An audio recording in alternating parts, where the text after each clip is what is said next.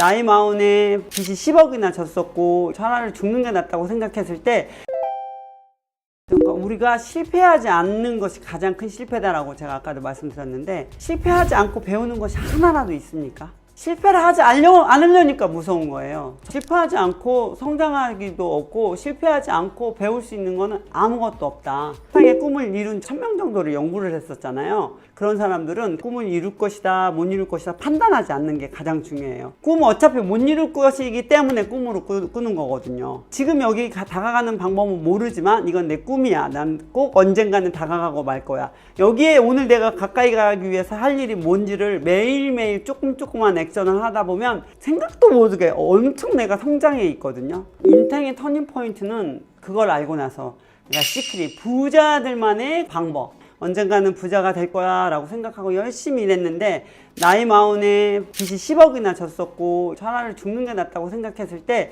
아니야, 엄마를 위해서 다시 살아보기로 한 다음에 성공한 사람들을 공부를 해봤는데, 정말 성공한 사람들은 명확한 꿈을 데드라인을 넣어서 꿈을 꾼다고 하더라고요. 나도 그러면 200억을 5년 안에 벌 거야, 그걸 하고 진짜 매일매일 되뇌이고 그것을 다 이룰 수 있을 것이다 없을 것이다 하면 안 되죠. 제가 10억의 빚이 있었고 2년 동안 우울증에 빠져 있었는데 안 될 것이라고 생각하는 게 당연한 거지만, 그런 거 생각하지 않고 어떻게 하면 저기에 더 가까이 가나 비밀을 알고 그 비밀을 나한테 적용하기 시작해서 제가 완전히 터닝 포인트가 됐죠. 저는 30대 진로 바꿔도 된다고 생각해요. 전문가가 되는데 진짜 5년 죽을 만큼 열심히 하면 그 안에 웬만큼 최고치를 갈 수가 있어요. 그런 사람한테도 물어봐도 처음에 한 2, 3년, 5년 안에 거의 많이 성장했고 성장은 멈춰있는 경우가 많아요. 그거 오래 했다고 오래 잘하는 것이 아니라, 저는 패션 디자이너로 일하다가 광고업에서 일을 하다가 막판에 제가 도시락을 팔았잖아요. 우리나라 나이로 42이었었는데 그 5년 집중해가지고 업계에서는 최고가 됐잖아요. 그리고 제가 패션 공부했던 것들이 다 녹아들었어요. 제가 만든 초밥은 색깔이 조화롭고요, 디자인이 들어가 있죠, 도시락 하나하나마다. 그래서 괜찮아요. 바꾸셔도 돼요. 내가 이 직업으로 성장을 하느냐 안 하느냐가 가장 중요해요. 20, 30대 때는 내 인생에 갈 수 있는 최고치를 빨리 가서 복리로 살아야 되거든요. 어떤 사람은 돈을 많이 준대, 근데 아무것도 안 해도 된대. 이런 직업은 절대 안 돼. 돈을 적게 들이더라도 진짜 내가 성장하는 진짜 돈은 언제 버냐면 30대 때 40대 때 버는 그 파워가 어마어마하거든요. 나폴레옹 힐이라는 사람이 쓴 책이 Think and Grow Rich라는 책이 있거든요. 그 책에서도 카네기가 성공한 사람들을 연구를 해라 그래서 20년 동안 500명을 연구했는데, 돈을 안 받는 일도 내가 성장한다면 하는 사람들이 나중에 크게 된다. 맘먹으면 실행해요. 저는 중학교 3학년 때 저희 엄마가 너는 고등학교를 갈 수 없다, 여자이기 때문에 누가 간다면 오빠가 가야 된다라고 얘기했을 때, 저는 진짜 서울 한 번도 안 가봤고 버스도 한 번도 안 타봤고, 근데 내가 엄마가 준 10,000원으로 제가 서울까지 가잖아요. 가야 되겠는데 그래서 그냥 가는 거예요. 일본도 나 일본 가서 이제 디자이너를 공부할래. 와이셔츠 공장에서 3년이나 그 미싱을 하고 했었기 때문에 제가 옷 만드는 건 또 자신 있었고, 또 학원을 다녔었거든요. 그림 그리는 학원들을. 디자인이 일본에서 온다는 거예요. 그럼 일본 가야 되겠는데 언제 비행기 타고 있고, 유학 끝날 때쯤 돼서 보니까 패션이 전부 다 유럽에서 건너온다는 거죠.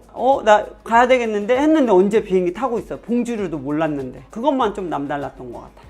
제가 이제 시골 출신이고 공순이 출신이고, 그런데 일본에 딱 갔는데 그때 이제 패션 모델도 하고 키도 크고 막 그러니까 겉에서 보면 굉장히 화려해요. 지금 사람들이 굉장히 부잣집 사람으로 보는 거예요. 그러니까 일부러 그렇게 보이려고 노력하고, 어느 날은 이제 우리 엄마가 자기 소원이 일본 가고 싶어야. 그럼 엄마 와야지. 그래서 이제 엄마가 오셨어요. 이제 학교에서 보면 완전 짱이잖아요. 막 학생회장에 막 이런 거를 했는데, 이제 우리 엄마가 딱 와서 보면 엄마가 키도 조그만 하시고 이제 완전 몸빼 입고 오신 거죠. 조금 부끄럽더라고요. 그래서 제가 그 친구한테 물어봤는데, 그 재벌집 딸이 우리 엄마가 왔는데 나 좀 부끄럽다 그랬더니, 언니, 그래도 언니 엄마잖아. 이 얘기를 딱 듣고 정신을 딱 차린 거예요. 와, 내가 진짜 가면을 쓰려고 했었구나. 나는 난데. 그래서 이제 그때부터 제가 엄마 손잡고 다니고 학교 다 엄마 돌아다니고 교장 선생님한테 인사하고, 이분이 저희 엄마예요. 그랬더니 사람들이 너무너무 박수 쳐주고, 그냥 그때부터 오히려 더 좋게 보고, 나는 숨길 필요도 없었고. 자격지심은 남하고 비교하려는 마음에서 나오거든요. 출발선이 다른데 자꾸 옆에 있는 사람이랑 비교하면 안 돼요. 내 출발선에서 내가 얼마나 멀리 왔느냐를 생각하고, 그리고 내가 멀리 갈 것을 집중을 해서 생각하면 괜찮아지더라고요. 그러니까 비교하는 것들이 그때 큰 계기로 이제 제가 없어졌어요. 광고회사를 했다가 쫄딱 망했잖아요. 나이 40에. 진짜 빚도 10억인데 영원히 이 돈 못 갚을 것 같아. 그런데 죽을 수는 없었으니까 취직을 해보려고 직장을 구하려고 했는데 아무도 나를 써주는 사람이 없는 거예요. 파리에서 불어도 잘 못하죠. 망한 사람은 써주지를 않더라고요. 그래서 어쩔 수 없이 제가 저를 써주기 위해서 제가 사업을 할 수밖에 없었어요. 걷기 시작했어요. 그러니까 2년 동안 진짜 사람도 안 만나고 지냈었는데 나가야 되겠다라는 생각이 들더라고요. 이렇게 있으면 죽으니까 내일부터 뭔가 하자 그랬는데 다음날 제가 걷는다고 갔는데 세상에 10분을 못 걷는 거예요. 다리가 후들거려가지고. 그래서 이제 들어왔어요. 다음날 또 나가서 15분이 걷는 게 힘든 거예요. 조금씩 걷다가 한 반년쯤 후에는 진짜 4-5시간 온 파리 시내를 걸어서 다 미팅을 다녔어요. 그러니까 몸 근육이 생기니까 마음 근육, 생각 근육이 생기면서 아랫배가 힘이 들어가면서 나도 뭔가 해볼까? 이러면서 제가 우울증을 벗어나게 됐고 다시 한번 해볼 거야 라는 희망이 생기게 됐죠. 첫 사업할 때는 나를 위해서 내가 했다는 거 보여주고 싶어서 내가 흑수저지만 너희들보다 더 잘 되고, 그런데 두 번째 사업은 나 말고 엄마를 위해서 한번 살아보자. 나를 위해서 일을 할 때는 다른 사람들한테 고개 숙이면서 일을 해야 돼? 화장실 청소를 내가 왜 해야 돼? 이런 생각이 드는데 남을 위해서, 엄마 또는 다른 사람을 위해서 이로운 일을 하겠다라고 마음 먹고 나니까 무엇을 해도 즐거운 거예요. 화장실 청소해도 즐겁고 쓰레기를 주워도 즐겁고 좀 더 크게 생각하게 된 것이 있죠. 일단 내가 우선 부자 되고 남을 도울 거야. 나도 가난한데 내가 어떻게 기부를 해. 그런 사람은 마음이 좀 세숫대야만 해. 돌 하나 덜면 전버덩하고 물이 다 밖으로 튀는 거죠. 누가 한번 욕을 해도 전버덩 하면서 밖으로 튀고, 칭찬하면 또 헬렐레 해가지고 밖으로 다 넘치고. 근데 크게 마음을 먹기 시작하니까 호수 같은 마음이 되는 거예요. 거기다 담아도 한도 끝도 없이 담아지고, 만약에 누가 무엇이 심하게 나한테 뭐라고 했어, 그러면 아주 조금 물이 철렁하다가 없어지는 거야. 잔잔해지는 거죠. 그래서 마음의 크기를 키우는 건 좀 중요한 것 같아요. 그러니까 여러분들한테 똑같은 실수하지 말라고 얘기하고 싶어요. 그러니까 옛날에는 비싼 가방 사고 싶고 비싼 좋은 차 타고 싶고 이런 게 있었거든요. 그래서 부자인 척 하고 다녔는데 진짜로 제가 부자가 나니까 전날 이게 동대문에서 5,000원짜리 7,000원짜리 이런 거 입어도 너무 사람들이 오히려 나 똑같은 거 좀 입을 수 없냐 뭐 이렇게 얘기하고, 그때 알았던 것이 뭐였냐면, 그러니까 제가 재산이 있는데 그 재산 중에 20%만 노동으로 벌고 나머지는 80은 굴러가서 번 돈이에요. 사실은 10%가 시드머니야. 10%. 내가 100억 부자가 되고 싶으면 10억까지가 시드머니라고 생각하고 그 시드머니를 모을 때까지 돈을 절대 쓰면 안 돼. 나한테 투자하는 거 외에는 지출은 하면 안 되는 거죠. 그리고 이 10억이 20%가 되잖아요.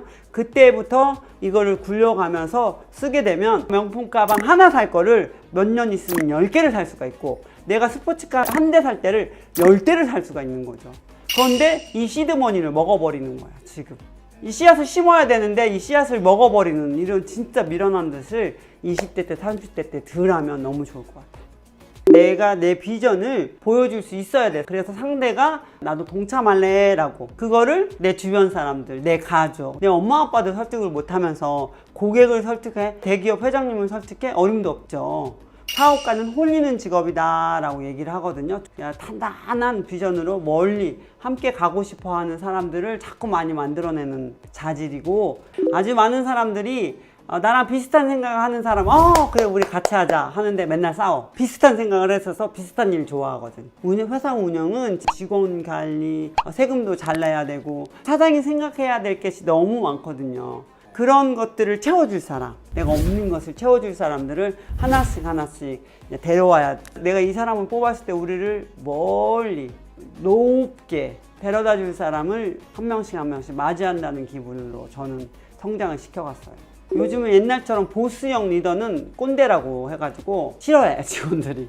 또 나이스하게 친하게 좋게만 하면 또 차상 잡지 않다고 또 싫어해. 왜냐면 배가 이제 산으로 가거든. 이제 또 밥도 안 되니까 이제 나중에 고소당해. 이제 사업에 망하고 나니까 월급을 못 주고 그러면 가장 가까운 사람이 고소하더라고. 사장이란 직업은 그런 것 같아요. 돈을 잘 벌어와서 그 사람들을 성장시켜주는 게 정말 중요하거든요. 저는 저 없이 회사가 돌아가길 항상 바라거든요. 지금도 내가 그 안에 있어서 100을 하면 내가 없이 80을 해도 엄청 잘한다. 작은 비즈니스를 80 해가지고 수천 개 만들면 되니까. 근데 내가 이거를 100이든 200이든 1000이든 할 필요가 없는 거야. 저는 그렇게 생각해요. 어떻게 하면 이걸 위임하지? 어떻게 하면 켈리 유튜브가 켈리가 없이 운영이 되지? 계속 생각하셔야 돼. 성공을 하면 좋을 것 같잖아요. 그런데 성공하는 과정이 좋은 거예요. 성장하고 있을 때 우리는 행복이에요. 정말 부자도요, 아니면 최고의 스타도 성장하고 있지 않을 때 자살하는 사람들이 있어요. 그런데 아무리 가난했어도 제가 성장하고 있을 땐 저는 행복했어요. 그거는 켈리뿐만이 아니라 누구나 마찬가지예요.